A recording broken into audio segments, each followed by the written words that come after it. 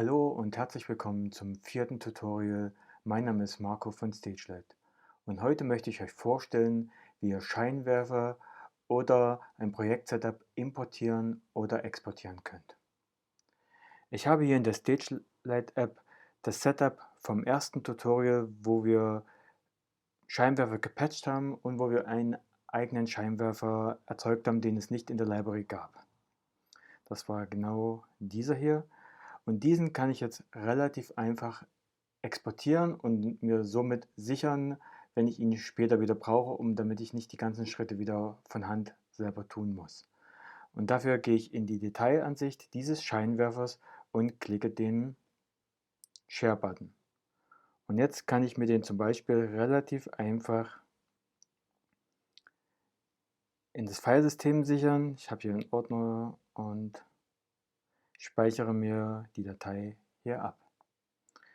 So, wenn wir jetzt in diesen File-Ordner reingehen, sehen wir, ich habe hier jetzt My LED Fixture und wenn ich diesen hier drin anklicke, öffnet sich der Import und ich kann jetzt sagen, ich möchte dieses Setup jetzt komplett überschreiben. Das ist sehr sinnvoll bei einem kompletten Projekt-Setup. Oder ich möchte die Datei hinzufügen. Das ist meistens dann sinnvoll, wenn es sich darum geht, einzelne Scheinwerfer zu einem existierenden Projekt-Setup hinzuzufügen. Also nehme ich jetzt mal Append, starte den Import und wenn wir jetzt hier zurückgehen, sehen wir, haben wir jetzt nicht mehr 4 Scheinwerfer, sondern 5 Scheinwerfer. Das heißt, wir haben den jetzt wieder hinzugefügt. So, genauso einfach kann man auch komplettes Projekt-Setup exportieren. Dazu geht man jetzt in die Übersicht der Scheinwerfer, wie wir jetzt hier gerade sind, und klickt den Export-Button und kann dann auch wieder diesen im Filesystem speichern. Genau diesen Schritt tue ich jetzt erstmal nicht, weil ich habe ihn ja schon dort bereits exportiert. Wenn ich jetzt mal in das Filesystem wieder zurückgehe, sehen wir hier, ich habe das Projekt-Setup vom ersten Tutorial und auch das vom zweiten Tutorial, wo wir uns das Thema Queues angesehen haben. Und wenn ich diesen jetzt importieren möchte,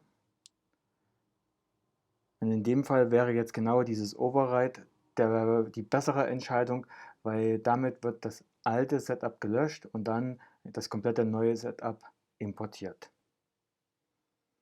So, und jetzt sehen wir wieder, haben wir unsere Martin McAura Scheinwerfer, wir haben die Theaterscheinwerfer und wir haben auch die Queues und haben die Belegung in der Konsole. So, jetzt kann ich natürlich diese Scheinwerfer jetzt nicht nur im Filesystem exportieren, sondern oder dieses Projekt-Setup.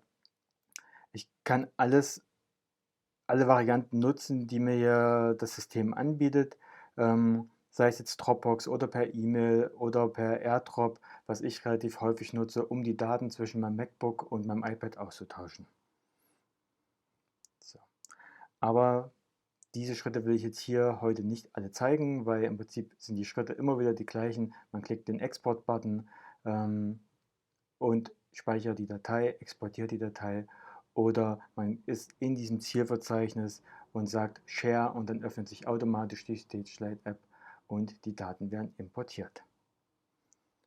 So, das war es heute schon wieder zu einem relativ kurzen Tutorial zum Thema Import und Export eines Projekt-Setups oder einzelner Scheinwerfer.